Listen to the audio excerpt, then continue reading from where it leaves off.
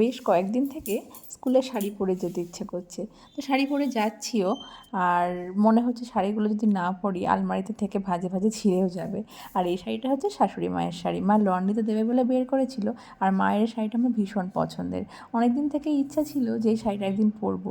তো মাকে বললাম, তুমি যখন লন্ড্রিতে দেবেই আমি পরে দুদিন স্কুলে যাই। তো সেই যে রাতেরবেলায় শাড়িটা পিন করে রেখেছি, কারণ সকালবেলায় প্রচুর ঝামেলা থাকে শাড়ি পরার। আর এই ঘড়িটা পরতে গিয়ে দেখলাম ঘড়িটা বন্ধ হয়ে গেছে, তো সেই জন্য অন্য একটা ঘড়ি পরে নিলাম।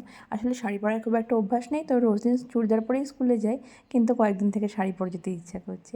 তো যাই হোক, দেখলাম এই শাড়িটার ম্যাচ করে ব্লাউজও আছে, তাই কোনো অসুবিধাও হয়নি। আমার স্নান খাওয়া সবই হয়ে গেছে, রেডিও হয়ে গেছি।